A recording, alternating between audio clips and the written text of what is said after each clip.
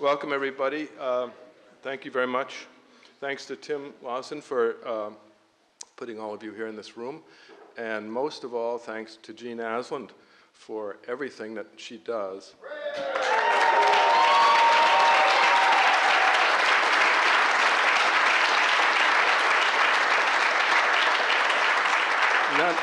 None of us would be here. None of us. My name is Miguel Gomez-Ibanez. I'm the president of the North Bennett Street School in Boston and a past president of the Furniture Society. And I'm very, very happy to be here to host this award presentation. I know that there are many, many people in the room and out of the room who would be very happy to help me in presenting this award, and so I feel somewhat honored to be the one to actually do it, but I'm doing it on behalf of everyone. Let me start with a little bit of a background on the award itself. The Award of Distinction was established in 2000 by the Board of Directors of the Furniture Society. It's presented at each conference to an individual or individuals to acknowledge lifetime achievement. It can be awarded to a maker or a non-maker, an academic, or in this case, the owners of a prestigious gallery of studio furniture. The recipient is selected by an award committee, which is generally consists of a chair and a past chair to maintain a kind of the deliberations over years, and another member or members of the society who have a broad view of the field or a curatorial background. And we owe thanks this year to Dennis Miller, John Levine, and Lois Moran, who are this year's committee and made this year's deliberations. Any of you can submit a nomination to the committee by just submitting it to a member of the board of directors, and it will get to there. And the nominations are carried over from year to year. So we develop a portfolio, if you will, of more people than we could possibly give an award to. And there are so many people that are doing so much. The award cannot be made posthumously. And it was the intention of the board that the awardee, the honoree, be present at the conference to receive the award, really so that you all could interact informally with the person who was selected. The award is also supported by funds that are raised in the name of the award. And this year, I'm very pleased to say that we've raised nearly $20,000 in support. And the money that's raised over and above the expenses of the award is used for the scholarship program. And I think that that is also very significant. The funds that are raised in honor of the leaders of the field are redirected to the new makers, the young makers, and the future leaders of the field. So not only is the concept of giving back one of the criteria for the selection of the awardee, but it is also integral to the award program itself. How am I doing? Good. All right. Yeah. And my name, actually, when I was young, people called me Mick. I met one half of this year's honoree, Bebe Johnson, when we served together on the Furniture Society Board of Directors in 2000. For me, she was at first an intimidating figure, the owner of a prestigious furniture gallery, and not, well, opinionated, I guess you'd say. Free to express her ideas. That distance remained until one evening in 2001 in Tempe, Arizona, at the Arizona conference, when we kind of migrated to the edge of the crowd one evening and shared a couple of cigarettes. That was one of the benefits of Furniture Society membership. Then you could smoke even though you said you didn't smoke. And within about a half an hour, Bebe and I had exchanged our life stories and become fast friends. And when I think of Bebe, I often think of that evening. I met Warren a year or so later at the gallery in East Hampton, And that evening in their home, Warren quietly prepared a gourmet dinner for us, expertly dealing with the preparation and the timing of the meal without a break in the conversation, which was, of course, extraordinary and interesting. So he was there, not in the background, but quietly assuming control, driving the bus, making sure that everything was going to happen and going to happen smoothly and carefully. So when I think of Warren Johnson, I think of that evening. And over the years, I've come to know them really as a truly remarkable couple. They are two warm, generous, thoughtful, unaffected, perhaps aggressively unaffected at times, and really complementary souls. It's a real pleasure to know them. The story of Warren and Bebe and Pritam and Eames is conveniently presented to us in the book, Speaking of Furniture, which they recently published and generously provided to members of the Furniture Society. They met as undergraduates studying philosophy at the University of Illinois in the 1960s. After graduate studies, he in law and she in communications, and forays into Wall Street, international studies, and filmmaking. A decade later, Bebe and Warren were looking for a project to do together as a way to make their living. A visit to John Kelsey, then editor of Fine Woodworking magazine, sparked the idea of starting a gallery devoted to the emerging field of studio furniture. They traveled around the Northeast, visiting Rochester, Boston, Providence, Philadelphia, meeting furniture makers, and soliciting objects for the first show. And at that time, there were a handful of makers who had recognizable names: Nakashima, Wharton Esherick, James Krenoff, Sam Maloof. But their travels introduced them to a new generation of makers at the time in their 20s and unknown, including Hank Gilpin and Tim Philbrick and Tom Hucker and Richard Scott Newman, Judy McKee. Many of the names we now know are very familiar. On Memorial Day in 1981, with a lot of help from their friends, they opened their first show at Pritam and Eames, the first of what is now over 120 exhibitions of furniture that they've hosted. Warren and Bebe's involvement with studio furniture extends beyond the East Hampton Gallery. Through Bebe, the extrovert, who became involved in the founding of this Furniture Society, serving on the board from 1998 to 2004. During that time, she was instrumental in establishing the Award of Distinction, as well as the Furniture Studio Publishing Project.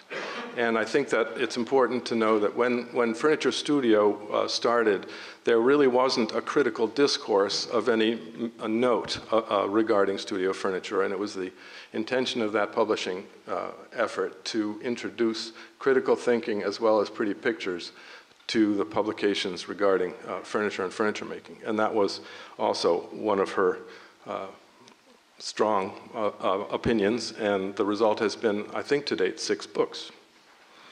6 years later, she served as chair of the programming committee for the 2008 Furniture Society Conference in Purchase. And as a board member, she was always thinking about beyond the furniture makers that she represented at Pritam and Eames to the field of studio furniture in a broader sense. And through the Furniture Society publications and exhibitions and the awards program, she was also thinking about the long-term health of the Furniture Society. And when I say she and Bebe, I don't mean to discount the other half of the equation, because Bebe couldn't do here what she does and couldn't be here without that other half of the equation. Warren and Bebe are keenly aware of the breadth of the field of furniture making and the inclusiveness required of the Furniture Society if it's to be successful. They never promoted their work over the work of any other. In retrospect, the trips that they made around the Northeast to visit young furniture makers were really visionary. In 1980, when John Kelsey showed them images of the work of contemporary makers, they saw something they could believe in. They saw work that they wanted to share, and they wanted to show it to others. And again, at that time, there were a handful of known makers: Esherick, Nakashima. But you could really look at these people as kind of idiosyncratic individuals who were outside the mainstream. They were just one-offs. And I think what Bebe and Warren saw at the time was a movement, a much larger idea that needed to be heard and needed to be seen. And so through their gallery, they took these folks that were in the pages of fine woodworking and introduced them to a much, much larger world than the readers of fine woodworking. And to that, we all owe them a debt of thanks. In the words of one of their longtime clients, they made available to me something I didn't know about. They changed my life, and I'm sure they changed the life of quite a few others. And to see the same thing from the perspective of one of their makers, one of the people that they've shown for many years. I was just making things for myself. The idea that someone would show them in a gallery provided an opportunity for me and for many others who wanted to work in their own way. In the early years of the gallery, Bebe and Warren described their lives as extremely frugal. And if you read the book, she describes, or they describe, stretching a pot of chicken to last a week. And their business plan for Pritam and Eames is described as non-existent. And so they went out and printed stationery, and for them that was, now I'm in business, I've got stationery. But I think living frugally and with a non-existent business plan could have also described the lives of the people that they admired and wanted to represent. And perhaps after yesterday's presentations, maybe it still describes many of us in the room living frugally in a non-existent business plan. But I think the important thing is that Bebe and Warren were living lives that were not unlike the people that they wanted to represent. And I think that elemental connection has been a hallmark and still is a hallmark of Pritam and Eames. Bebe writes at the time, she wondered, why would such gifted individuals work with such tenacity with so little reward? And I think at the beginning of Pritam and Eames, the same could have been said about Warren and Bebe. Why do intelligent people continue to make things in a culture that seems indifferent to their presence? Why do we do this? Through Pritam and Eames, I think Bebe and Warren have devoted their lives to combating that indifference. And in doing that, they have lived a life in accordance with, excuse me, this is interesting. They've lived a life in accordance with what I would call craft values. And by that I mean an attention to detail, to process, to art and aesthetics, but also to utility and to common sense. They appreciate the importance of the objects that we surround ourselves with. But they also appreciate the meaningfulness of human relationships and the company we keep. Their home in East Hampton was an adjunct to the gallery. Furniture makers delivering their work could always count on a gourmet meal or a place to spend the night, and exhibit openings often ended with collectors and makers in their backyard sharing a meal and talking into the night. In conversations with the many makers they've represented, I hear comments like, it's a family. Sometimes it's tough love, but always with a deep sense of trust. Or from a collector, our life at Pritam and Eames has been a 30-year conversation with good friends. So I'd like to end this with that thought of a 30-year conversation. It's no accident that the book they worked on for many years has, is called Speaking of Furniture, and that the format is a series of dialogues. I think it reflects the fundamental belief in multiple voices of furniture makers and the breadth of our field. They certainly have exercised curatorial judgment in the work that they choose to represent. But through their involvement in the Furniture Society, they've worked hard to support all of us, the competing and conflicting ideas of the field as a whole, with all of its voices.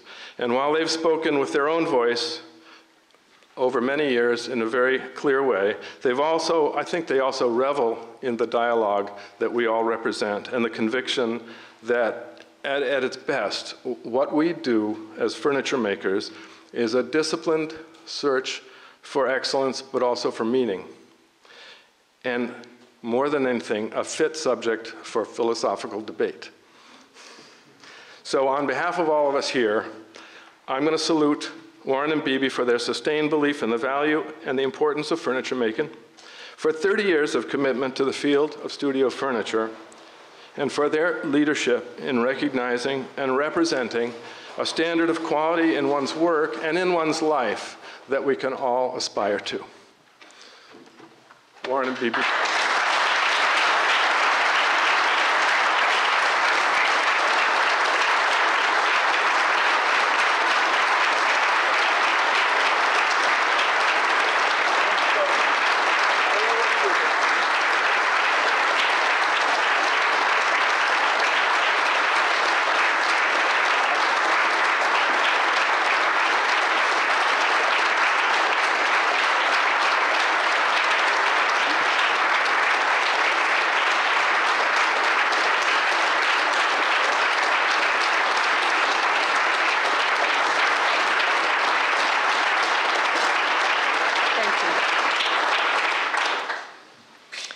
You know, Warren, you said a long time ago that you don't need a medal for just doing what needs to be done.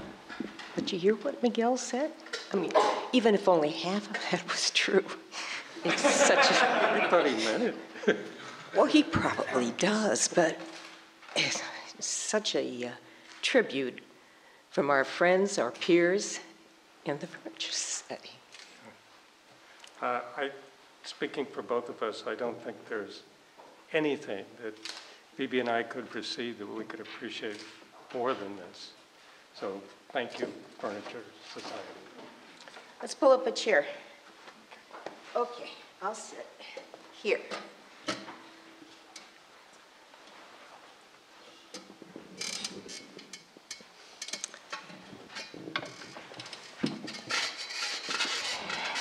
You got the squeaky one. I got the squeaky one. That's because I'm the introvert.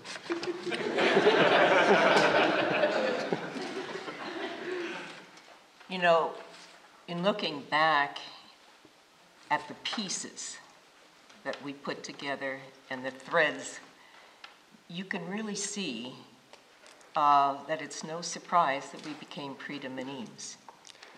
I think fundamentally, we like to work together. Yeah, that is and the truth. who would have known that empty seat in that philosophy class when I sat down was going to be a partnership for more than half a century. Yeah.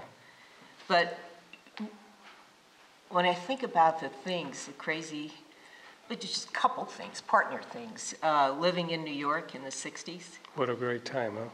But New York, even with Vietnam hanging over your head, Yeah. New York in the 60s, there was such optimism, and we found ourselves doing things that probably are not that unusual, making things. Oh, you mean like finding half a cowhide underneath the Queensboro Bridge so we could recover a chair that was left in the apartment? Yeah, well, Yeah. and then there was that corner in the apartment where you thought a swivel chair could go.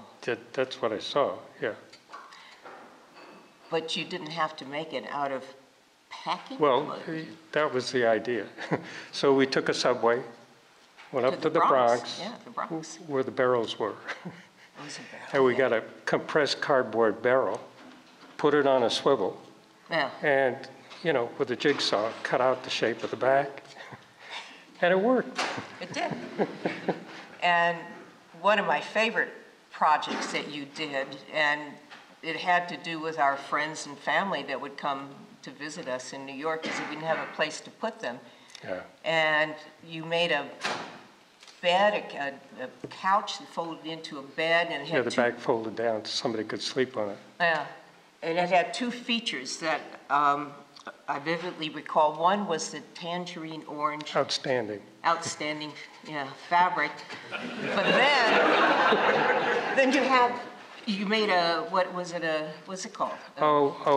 The plastic covered nylon clothesline Yeah, that I wove in the base of it for a nice springy supporting foundation.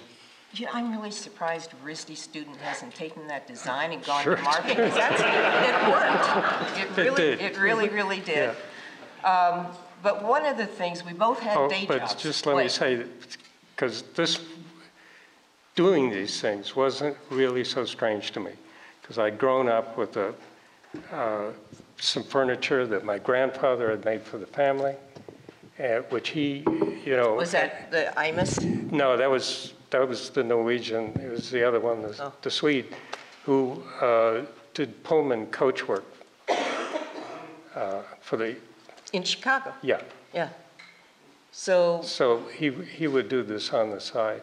Mm-hmm. So it wasn't a strange thought for me that if you needed something, you get down and you make it.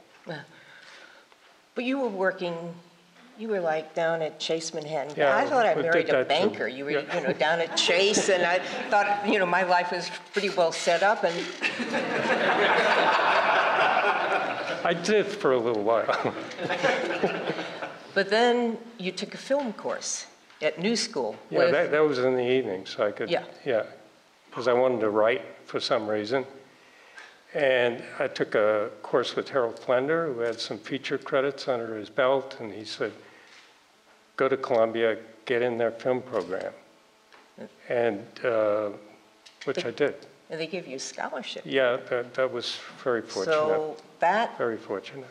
Then that led you as a documentary filmmaker, Columbia, doing all of these trips. Lots of traveling, and you as well. Well, I didn't go north of the Arctic Circle down to Africa, to South America, to China like you did. I went to Japan because I worked for the Council on International Educational Exchange. Yeah. And two important, speaking of threads or ingredients that account for who we are, how we became who we are, is one of my associations was with the Japan Society. And there, in that beautiful Yoshimura building on 47th and 1st, there was the Nakashima furniture being moved in. Now, there's good Nakashima furniture. He made about 30,000 pieces, and then there's the primo stuff. This, even without any background, you just knew that was quality going in. And the other thing was through a friendship with Rand Castile, who was the director of the gallery, was the idea of the objects, the way he would present the material culture of Japan, whether it was kimonos or swords or minge, how powerful presentation can affect the presence of the object. And the other thing, just... Well, yeah, how about the skills you were developing at the same time? I think you should, got to mention that. Oh, yeah. You were working for the place I could never say. You say it. Oh, yeah, the Council on International Educational Exchange. And that's important in the sense that the Council was a federation of colleges, universities, secondary schools, all of which had an overseas study program.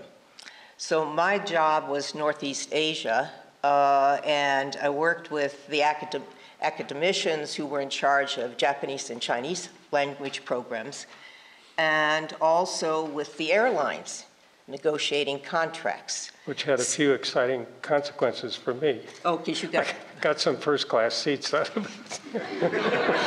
And also working with Japan and U.S. Civil Aeronautics Board in the uplift and filing for uplift and landing rights.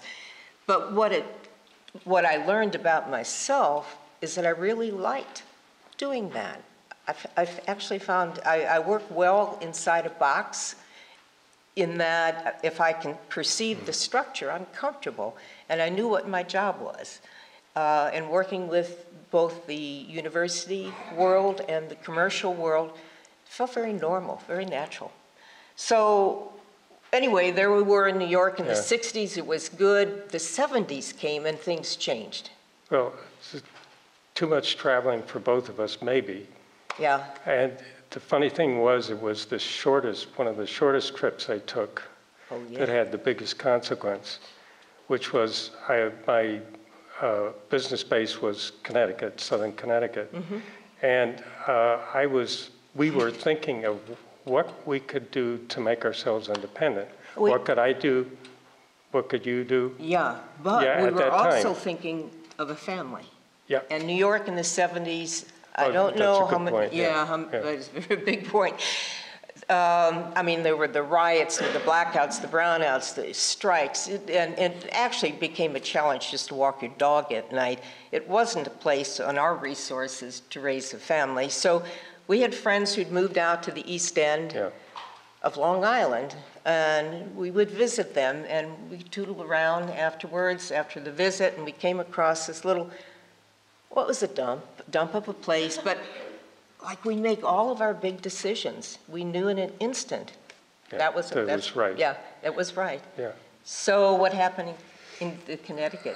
So I went to see John Kelsey, Yep, Taunton Press, Yep. Fine Woodworking, yep, to pitch a film idea.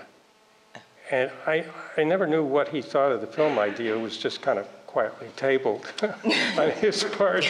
John doesn't do anything quietly. And then he said, you know, where energy and commitment is really, really needed, it's in the exhibition of these people.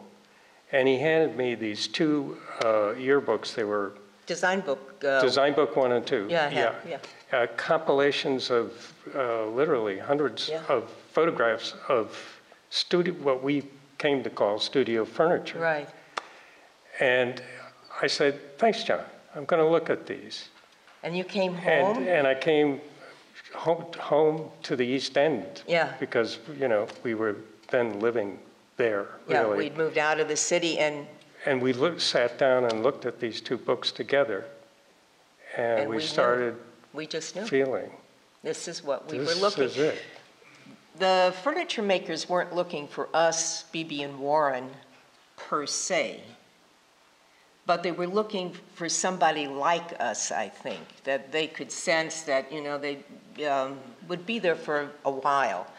And I remember, again, once you I think said... if we'd have had a couple of million in the background, it would have been more attractive, but Well, I often, yeah, no, I wonder sometimes what they did think of us, because as Miguel said, you know, we came to them, we had no retail experience whatsoever. We had no 5-year plan, we had no spreadsheets. And, but we had an idea, and I think maybe we were just earnest about it, that we didn't need to be talked into, or didn't have to discuss the inherent value of the work that they did. It just seemed so clear, so obvious, and we somehow were... there was an authenticity there Yeah, about what, you know, What they were doing. if we went into a business in which we represented yeah. something that we would be proud, without question, to Yeah. represent. Did we even talk about, though, that project in the Fundación MAG that cemented the fact that we could work together? The confidence to work together. Yeah. No, we didn't. I had my friend in film school. Yeah, There was a summer between the parts of the program we were in, and he came to me and he said, I have a little money, yeah, and I'd like to do a project with you during the summer. yeah. Do you have any ideas? I said, yeah, actually I do. Yeah, And we had this friend through Bebe's participation in a program, yeah, Jean-Louis Baudouin, and he had sent us a brochure. But he also, in his visits, would be talking about this foundation in southern France, the Fondation MAG, in which it was organized by one of the largest art dealers in post-World War II Europe, Amy Mag. And Mag had really the representation of most of the 20th century great artists, Miro, Chagall, Leger, Giacometti, Alberto, and Diago, and on and on and on, except Picasso. And apparently what we were told is that it was Braque, who had worked with Picasso early in the 20th century, who vetoed Picasso's inclusion. But anyway, Maag, with all of his stable of artists, had established this foundation in southern France. It was to be a living foundation to the arts.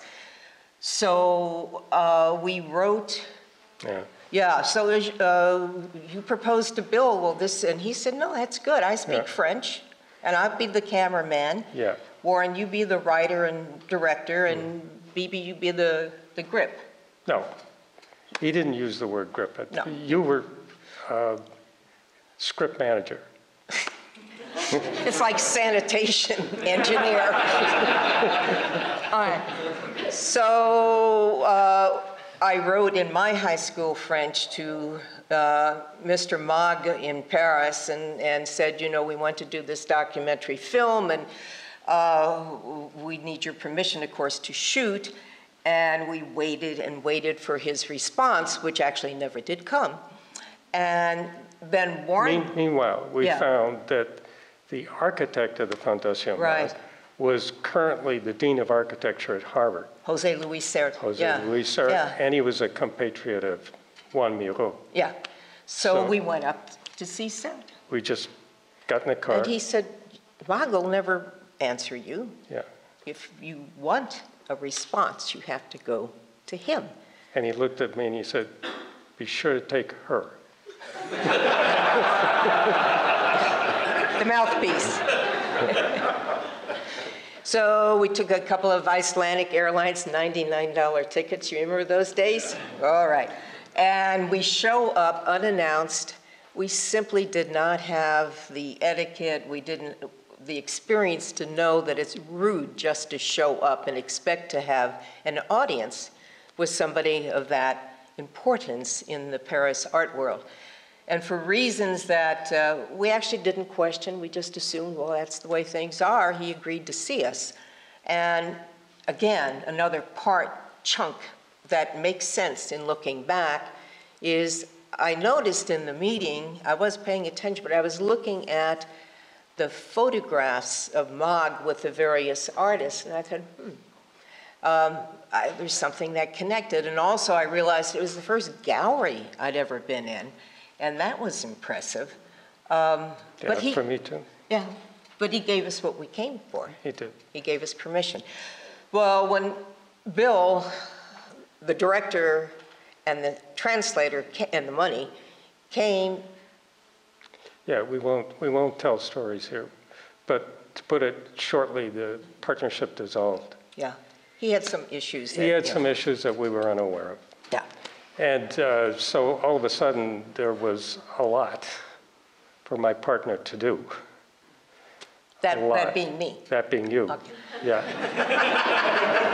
Well, I know you had to push the dolly when I was up on the tracks with the camera. We also had the there interviews with Chagall and Miro and Maag himself, and then John Cage, Merce Cunningham were coming, and you had to learn nighttime shooting. Well, yeah, a lot of things. But it was all of a sudden, I was in the camera position. Yeah. And learned something about myself. But that's the point is that you know, whatever you can imagine that can go wrong on a shoot like this is going to happen. And we learned that we could catch these balls that were in the air, handle them pretty well. And it was an extreme 4 months, but it was in the can. I took it back to New York, edited, and actually got it distributed. So, you know, it taught us something so fundamental and important about ourselves is that we could take a tough situation and go with it and make it happen. So at the time after the Kelsey tilt toward furniture, and we set out in our tomato red Scout. Richard, you remember that, right? That red Scout. And we put our baby with my mother, who had moved to New York at the time. It all began to knit together somehow. But making it a business we opened in Memorial Day, Oh. 1981. Yeah, well, I remember the day before the opening, the evening before the opening, just standing there in our kitchen and saying, I hope this works. It was kind of like standing there on a precipice, closing your eyes and taking that next step. It had to work. It had to. Yeah. You had no, yeah, And it was a terrific opening, it was. thanks to some New York friends who had some Some a kind of a new good food, idea on yeah. cuisine and everything. Two things became abundantly clear, and it has never changed. The inbuilt camaraderie among furniture makers. Yeah, I was right And there. the love of party. They like, they like parties. Oh, boy. So, well, anyway, we opened, we're in business. Yeah, and we actually did sell a couple of pieces. Yeah, yeah. And what happens after Memorial Day weekend really, really quickly, before you can blink, is June 1. And if you're in New York State, you know that all of a sudden you got to report to New York State on sales tax. And this is where we were rookies and had so much to learn. But there was no internet to go on. Mm-hmm. You couldn't get the New York State documents printed out or be told about them or anything. And we didn't have the money for an accountant or anything like that, so we had to learn fast. Mm-hmm. So anyway, short story, we got the return off, or I got the return off. Yeah. And the wonderful thing was it led to many more. And I think it was probably after about 5 years in business, all of a sudden we get this envelope from New York State. The white envelope Yeah. with the dreaded black print in the upper left, government. Yeah. Well, you That's knew. government. You kind of put it at the bottom of the pile so you wouldn't open it first. Yeah. And when I finally opened it, it said, this is to inform you we're coming to spend some time with you. And they gave me gave us a term of 3 years. That It became your term. Yeah, it did, that they were going to look at. Yeah. And they had had a very successful run through Manhattan with galleries and stuff just recently. So they thought, this is fun. East Hampton. Let's go out to the East End. And, we were one of the ones picked. So anyway, the investigator came, and this is really an arm's length type of deal. And so we sat down. I was saying as little as I could and giving her everything she asked for, nothing more.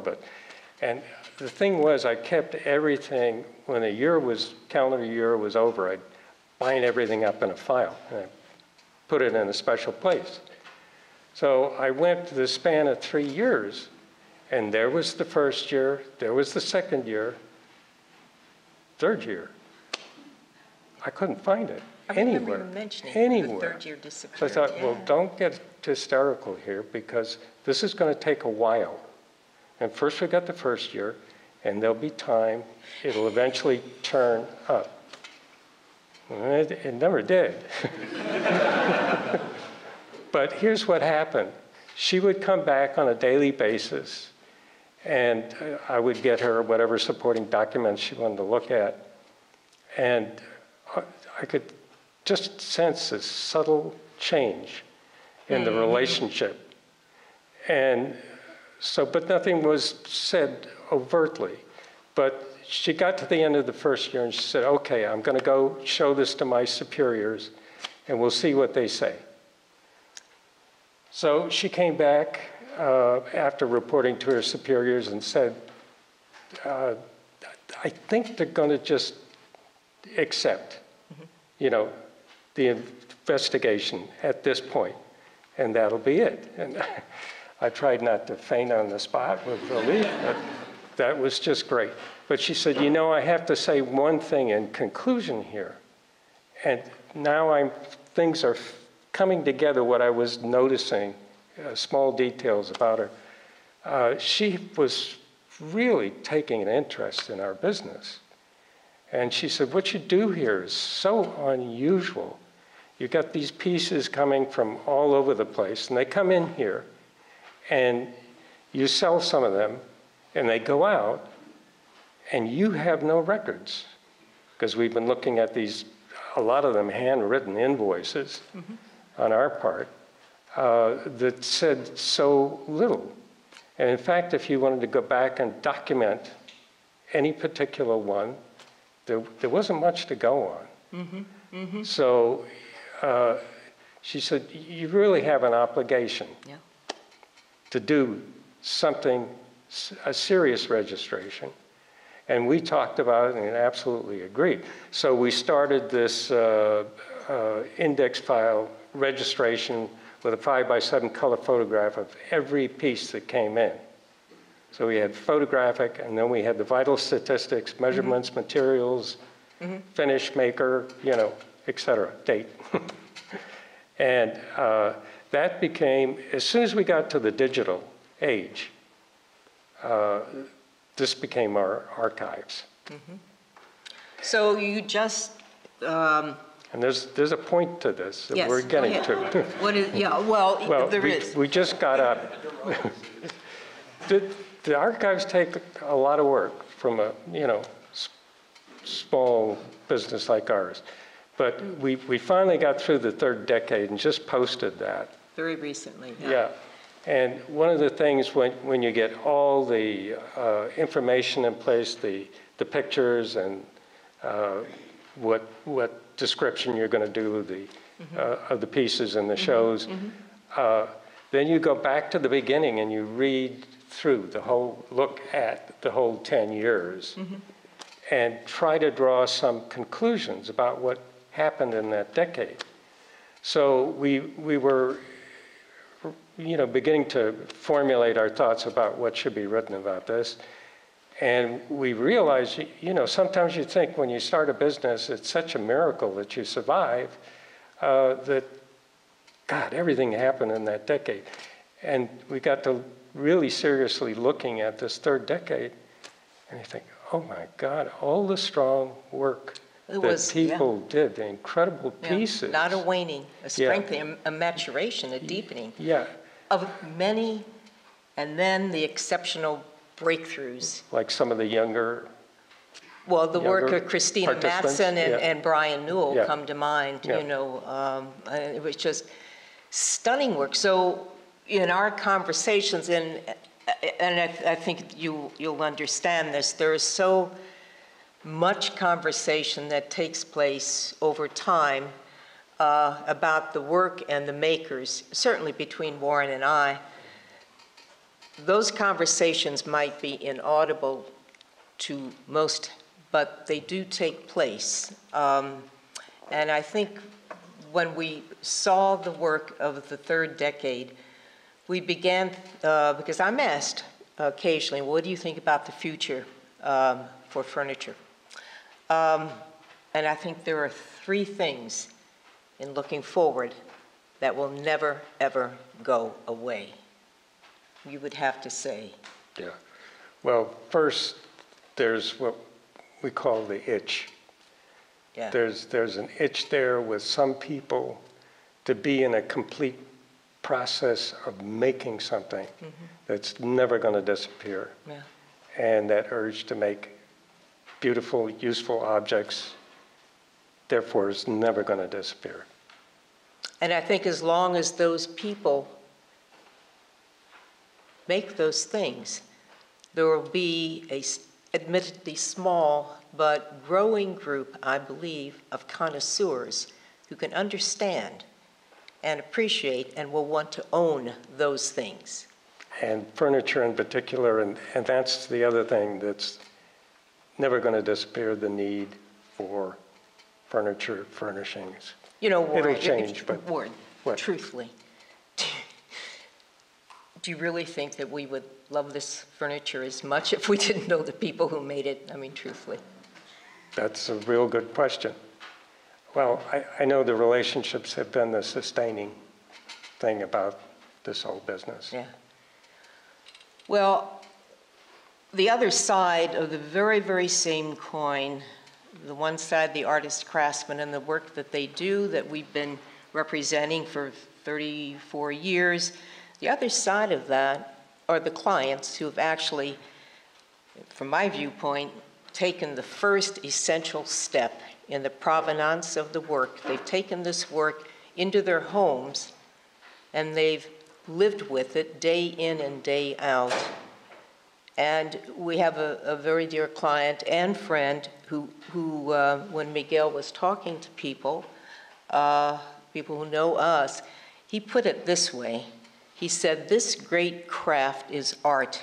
It enriches daily life in ways so intimate and subtle and pervasive, precisely because the objects are used, not just a place on the wall or floor, but they also have a job to do. And in the doing, they touch us, they speak to us, and awaken our awareness just a little bit, 100 times every day." And that's exactly, So beautifully put. yeah, couldn't say it any better.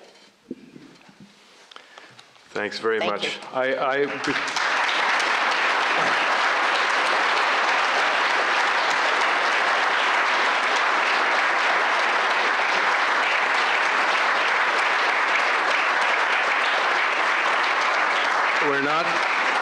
We're not necessarily done.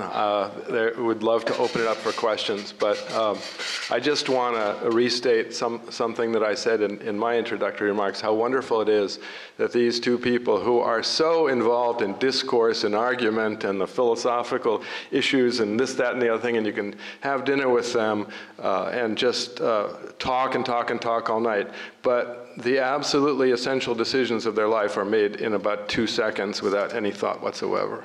And I think that's the goal. That's the goal. I spoke to many, many people, makers and collectors, before coming here. And I could have gone on for hours with a Baptist convention kind of thing with amens and things like that. But why don't we see if there's someone here who has a burning question for now? I don't have a question. I would like to bear witness as probably the only person here who was there for that opening, the very first time.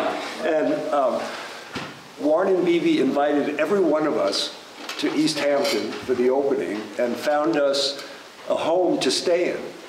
I don't think that's ever happened with a gallery before. So each one of us and our partners stayed in a home as somebody who lived in this little village. And it was the warmest experience I've ever had in a business experience. We were put with a woman, Mrs. A, who would rescue dolls from the dump.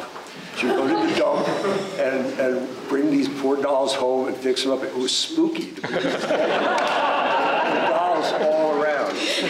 But I can't imagine a better business relationship than the one that we've had, because it's never really been about the business. That's what I hear over and over again. And I can't say enough. And thank you. Thank you, Richard. I was wondering if you could say a little bit about the trips you took when you were contemplating opening the gallery to find people whose work you would represent. Well, I remember one trip to practically the Canadian border. That would be Ogdenburg, New York. Good. Tom Duffy. Yeah. And I remember we made some, what were the chairs that we actually brought back with us. The conversations, we visited the homes, that was our goal. We really wanted to visit the homes, the shops, and the studios of everybody whose work we'd represent. And this limited, actually, simply because of finances, resources, the work that we could represent. And as a result, yes, we are very northeast centered, but it was not in any way an absence of interest in the beginning of what was happening elsewhere in the country. It was just a product of where we could go. And of course, a lot of times, Jonathan, the teachers were so important. The trips that we took, for example, to see Jerry Osgood at Boston, and I remember he arranged a slideshow for us, and that was our introduction to so many people, whether it was Alphonse, Matea, Roseanne, Judy McKee, importantly, James Schreiber, Tim Philbrick, all of the people, the second generation, which is basically the foundation of Pritam and Eames.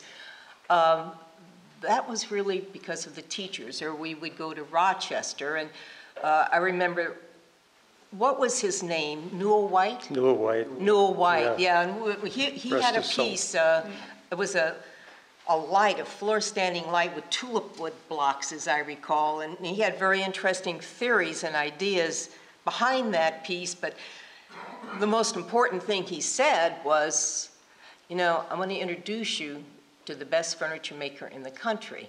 So we went over on Newell's advice, and that's how we met Richard Newman. And that's, you know, it did grow like that. It was somewhat organic. And also generous. Generous is what happens in this field. Very generous. Yeah, yes, yeah, good. Did you have anything specific? I just was wondering, one anecdotal. Tell me some stories. Well, Turn your tape recorder off. Would be Hank Gilpin. And, you know, for those of you who know Hank, you'll understand the time that we went to his place in Lincoln, Rhode Island, which is still where he is today. He had, if you think I'm opinionated, Yes. Hank had already determined the danger that galleries represent to studio or to furniture. He wouldn't put the word studio, and there's a little pretentious for Hank. I kind of agree. Actually, I agree with a lot of Hank. But, well, he just spent the first hour dissing anything that we would propose, and we had a cup of coffee. Think of proposing, yeah. So we figured, well, that's it. I mean, you know, we had enjoyed the cup of coffee. Lose some, win some, yeah. Yeah, and that was we shrugged, and we agreed, as we put in the book, you know, there's certainly a forceful personality there. We went back home, and I think it was about 10 days later, I get this phone call. He goes, I got 5 pieces, thinking, sell them? Just like, no, maybe not, I don't know, but, you know, it's taken me a while to figure out, to read this guy, but it was a test. He was just pushing, just testing, and he wrote, has written some marvelous things about what we did as Pritam and Eames, and I think he and Warren might agree on this with what Warren said, is that the contribution, the major contribution that Pritam and Eames has made is that we have been there, we have stayed there, and we have offered a consistent level of representation. That's really that's our contribution. I think the being there, staying there, so far that could be a fire hydrant. That doesn't sound very impressive. But the consistent level of representation, I think, is the key. And as I said, I think for those of us who are not represented by Pritam and Eames, that consistent level of quality is something that is valuable for all of us. You don't have to be in the gallery to recognize the bar where it's set and to appreciate that it's set there and to appreciate everything that that means. Can you open a gallery flash there?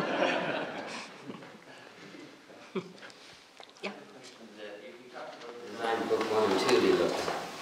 And actually I had a chance to be in design book 1. I just didn't get my photograph in soon enough. So my classmates got in, but I didn't. So I'd be curious to know how much of those 2 books, the makers, that you actually got in contact with. I think we wrote about 50 letters. Yeah, I think that's about it. Typed. Yeah.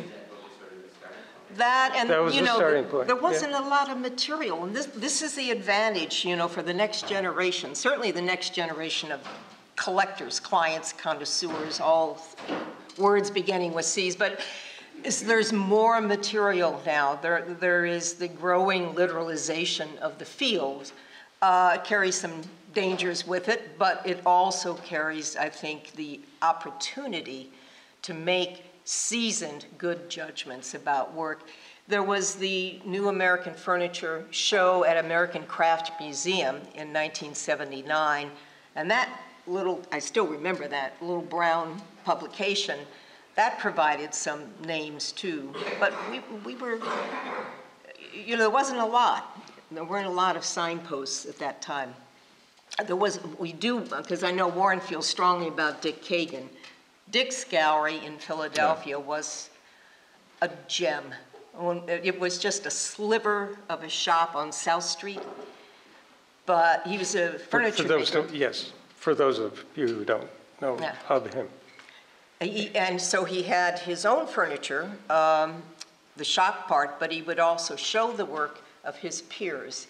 And that was an eye-opener for us. Yeah. We were just buzzing, you know, with excitement and gratitude that he did that.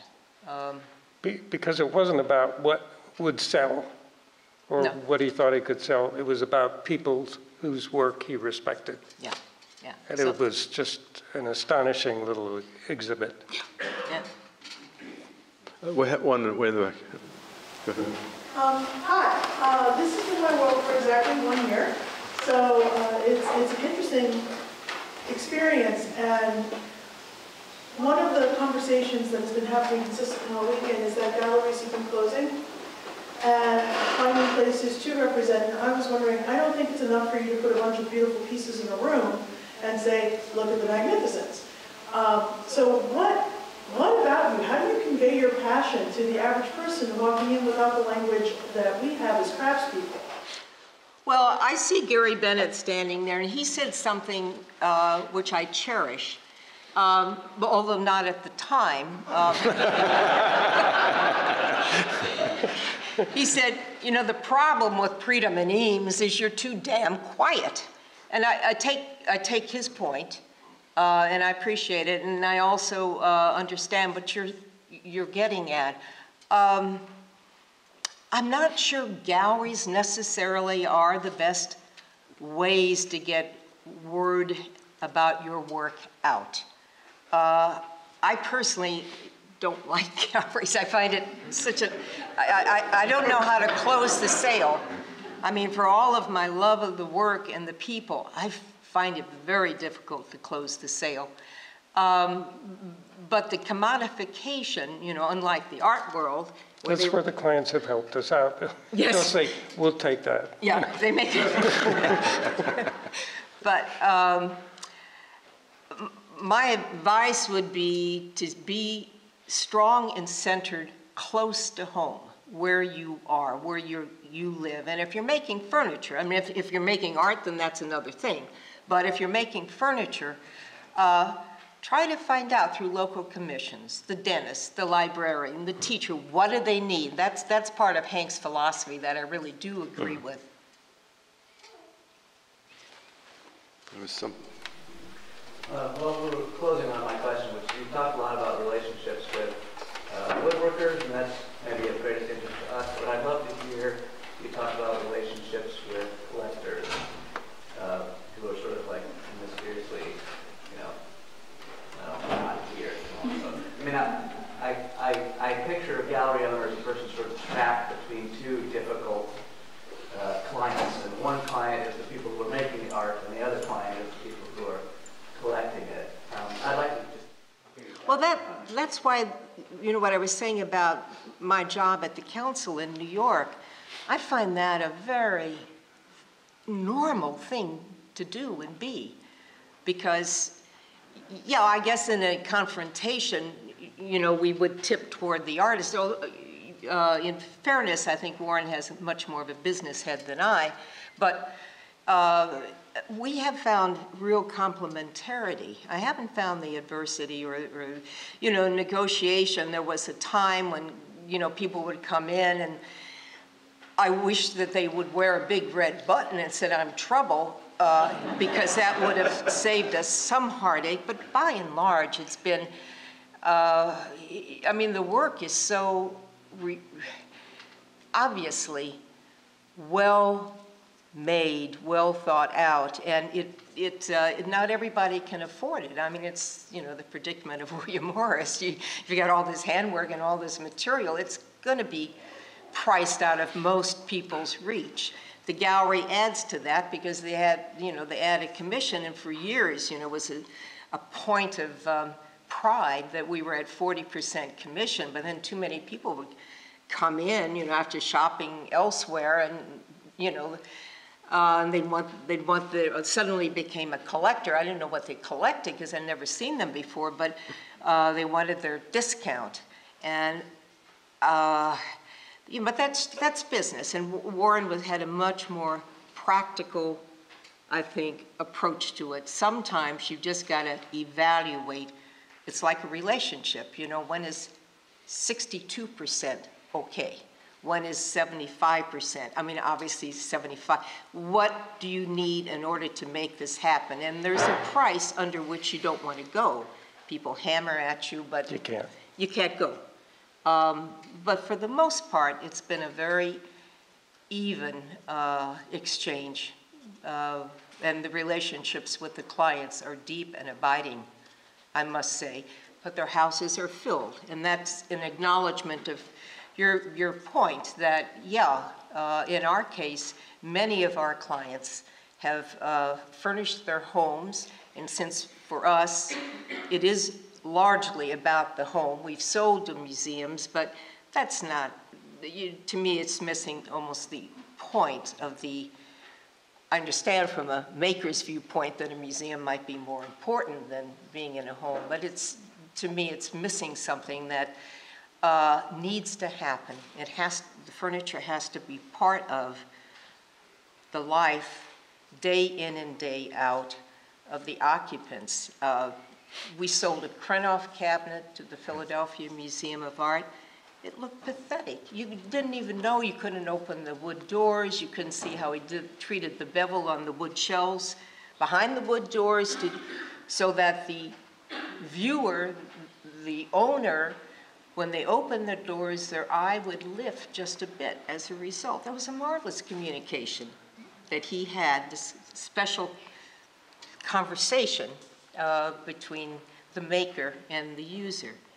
And the museum kind of cuts that. I do not mean to decry the role and the importance of a museum, but I think when the museum becomes the sole object, you are then losing the opportunity for craft, for furniture to be a vital part of your life. That's Ready not for a cup of a coffee? bad place to end. Thank you very much. Thank you.